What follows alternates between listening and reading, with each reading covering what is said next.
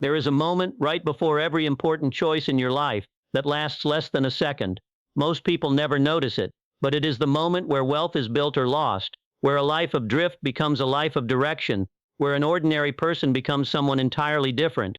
It is not a moment of intelligence. It is not a moment of luck. It is a moment of habit, and once you see it, you cannot unsee it. Here is the strange part. You already believe success comes from working harder, learning more, networking better, waking up earlier. All of that is useful. None of it is the root, because two people can have the same knowledge, the same opportunity, even the same skill, and one of them will build something extraordinary while the other spends a lifetime almost getting there. The difference is not what they know. It is what they have trained their mind to do, automatically, without thinking, in the moment that matters most. That moment is decision. Not decision in the way you usually think of it, sitting down, weighing pros and cons, making a spreadsheet of your future. That is not decision. That is delay wearing a disguise. Real decision, the kind that separates people who build a life from people who wait for one, is a habit. It is trained. And like every habit, it can be installed, deliberately, the same way you would train a muscle or a reflex. To understand why this single habit outweighs almost everything else people chase in the name of success, you have to understand what happens inside a mind that has not trained it. Picture two people, each offered the same opportunity, not a huge one, something modest, a chance to start something, pursue something, say yes to something that carries a small risk and a real reward. The first person feels the pull of the opportunity, and almost in the same breath, feels the pull of every reason not to take it. What if it fails? What will people think? What if I am not ready? So they say, let me think about it.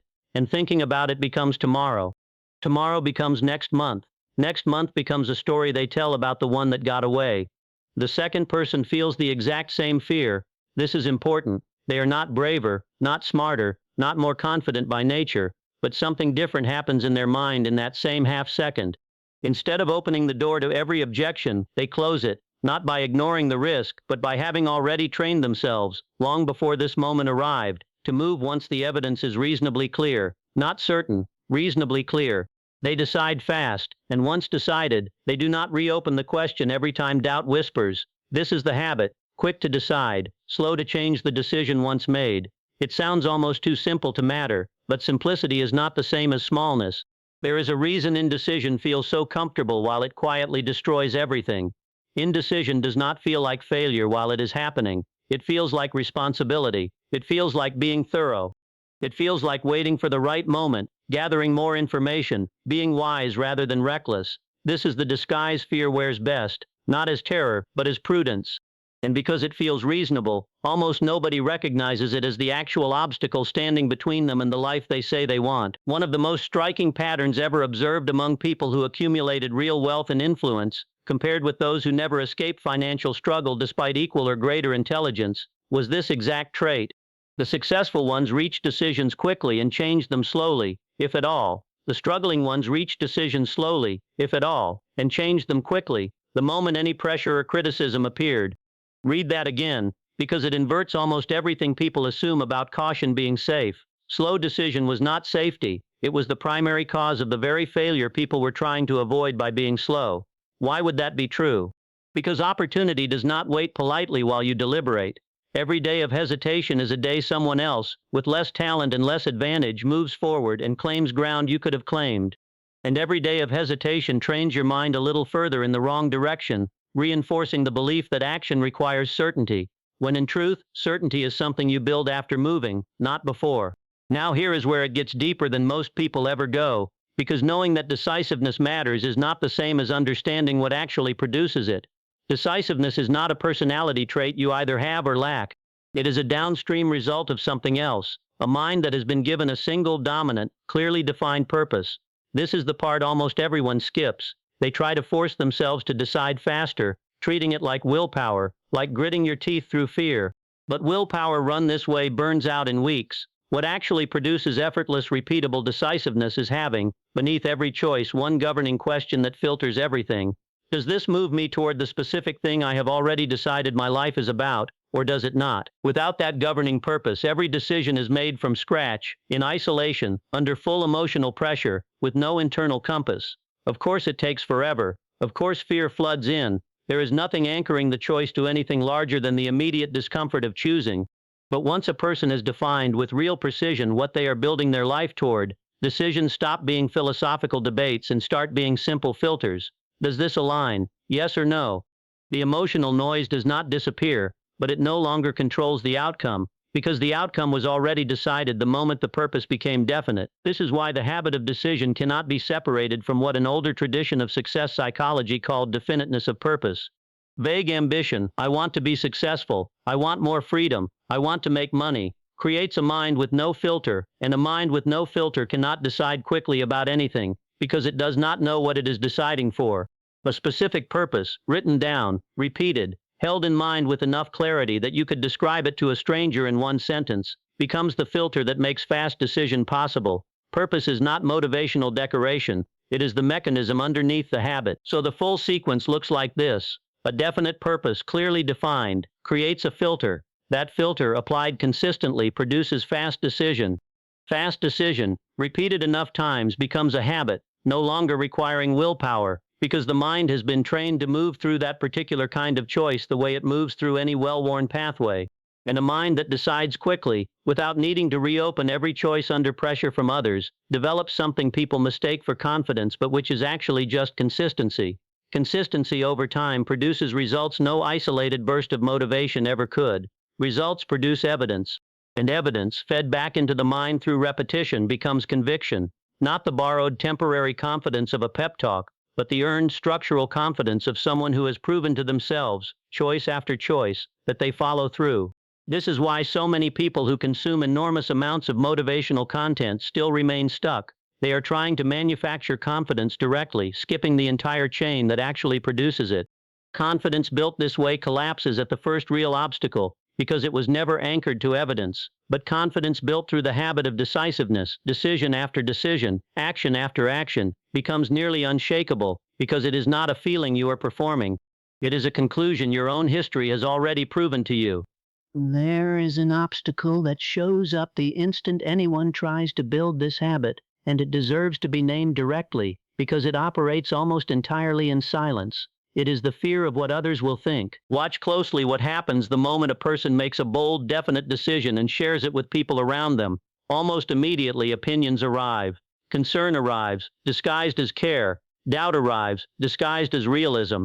And the trained response in most people, because it has been reinforced their entire lives, is to treat other people's uncertainty as a valid reason to reopen a decision that was already made.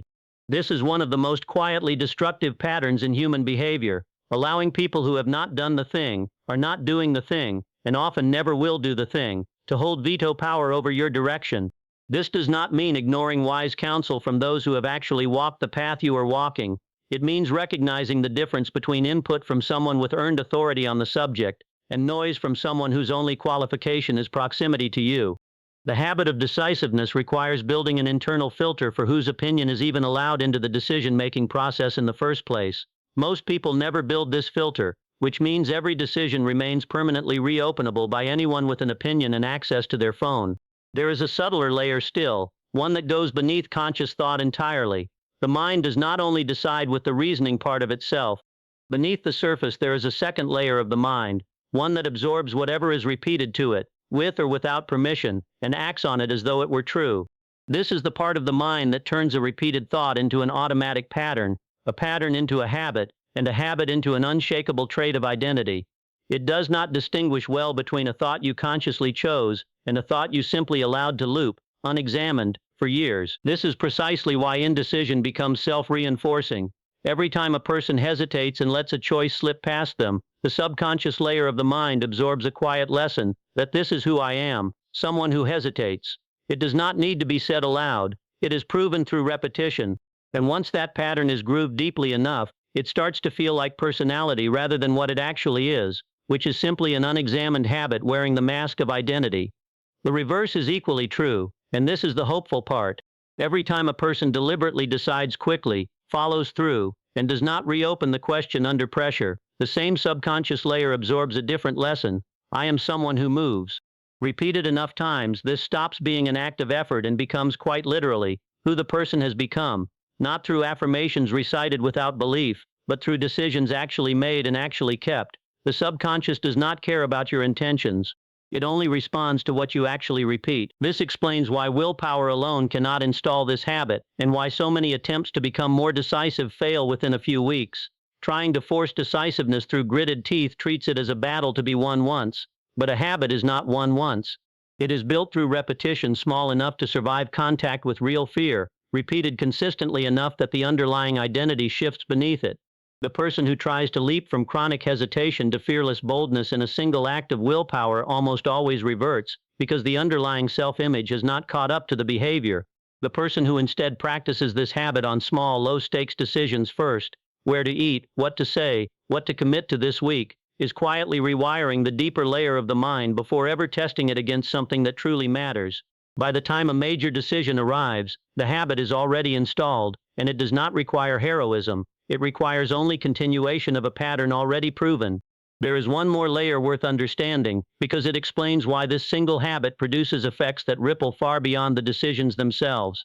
A mind that decides quickly and does not spend its energy relitigating the past has an enormous amount of mental and emotional energy freed up, energy that a hesitant mind spends constantly on rumination, second-guessing, and anxious replay. That freed energy does not disappear.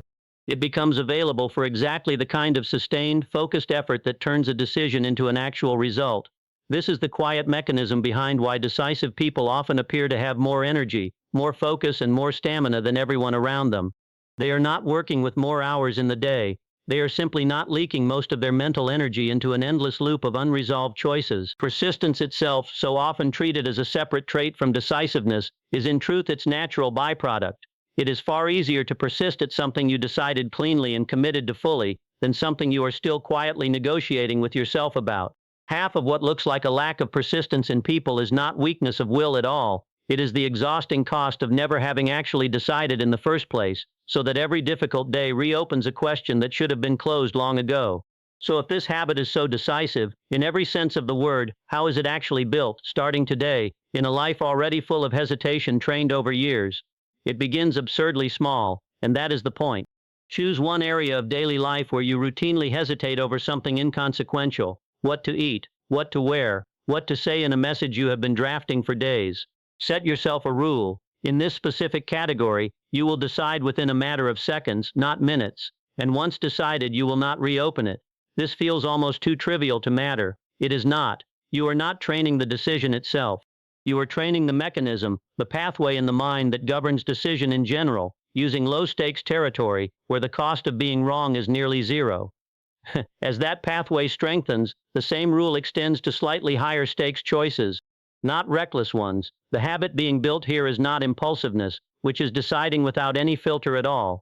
It is decisiveness, which is deciding quickly through a clear filter, once that filter, the definite purpose underneath it, has actually been defined.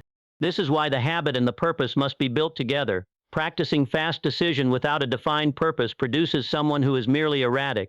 Practicing it in service of a clearly defined purpose produces someone who becomes, over time, almost impossible to stop. Eventually, the practice extends to the decisions that actually shape a life, the direction of a career, the commitment to a relationship, the willingness to start something with no guarantee it will work.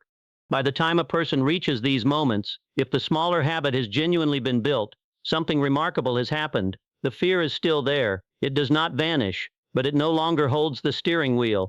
It becomes background noise instead of the deciding vote, because the mind has already proven to itself, hundreds of times over, in smaller matters, that it is the kind of mind that moves. This is the actual transformation hiding underneath the question of success. It was never really about the habit of decision as an isolated skill. It was about who a person becomes by practicing it.